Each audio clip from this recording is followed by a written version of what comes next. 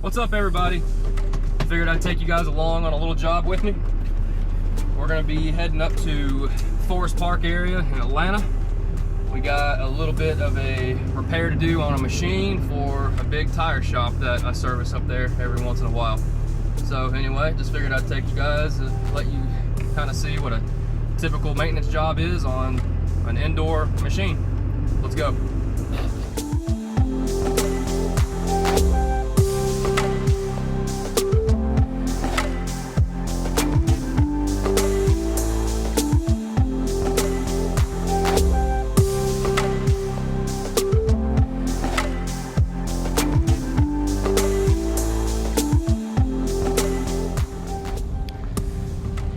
Just got on site. So this place does commercial tires for tractors and trucks and all kinds of stuff like that. And the machine that we're going to be working on today is a grinding machine that hones those big truck wheels down over there. And today we're going to be using a little Hobart wire feeder. The material on this blast booth is a bit thin, so that's what we're going to be using today. What's up, everybody? So as you can see right here, these holes are what we're here to fix. The media that this machine uses actually will eat the machine from the inside out, so we have to continuously put patches on there. You can kind of see where there's other holes that we've patched before. This machine actually requires a rubber jacket on the inside to make sure this doesn't happen, so they're having to replace that here shortly.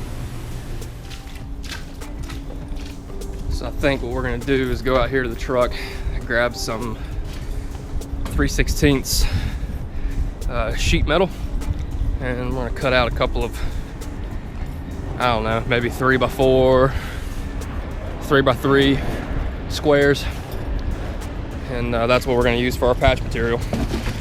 So let's get to it.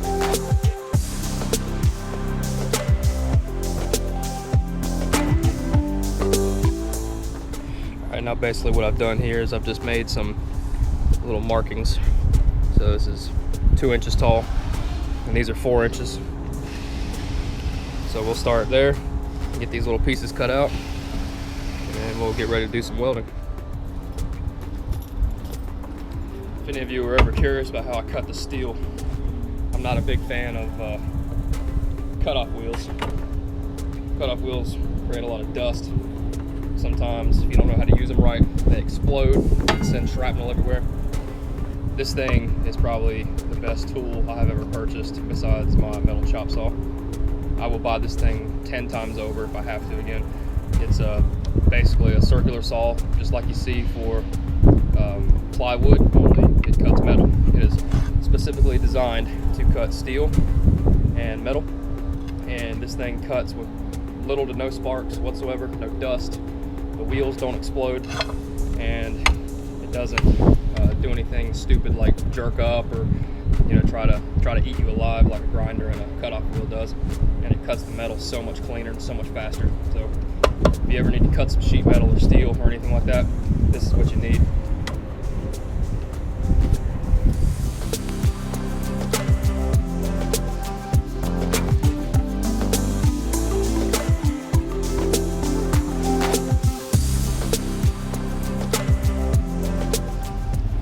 So we're running off of the welding machine on the truck today. We got the SA200 on the trailer. I usually use that as a backup machine for certain things, bigger machines and stuff like that, thicker metal. So just running both these little pieces of equipment off the Trailblazer. Now that we got the material prepped, we'll go up here and shut this off.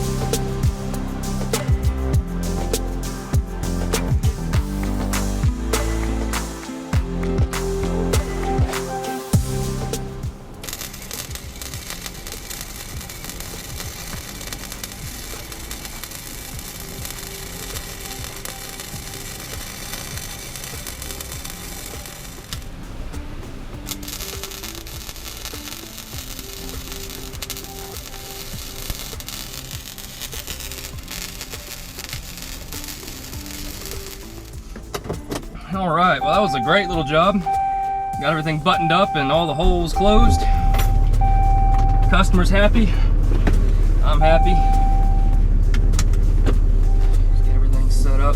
Get on the road here. Head back south. Anyway, I just want to say thanks for everybody that has stuck with us through this video. You know, we're not your typical welding company. We specialize in mobile work, and we do everything from structural systems to pipe systems to heavy equipment repair, machine repair, just like what we did today. So if there's anything that we can help you with, we would be happy to be your contractor. Anyway, I do appreciate y'all. Hope y'all have a blessed day.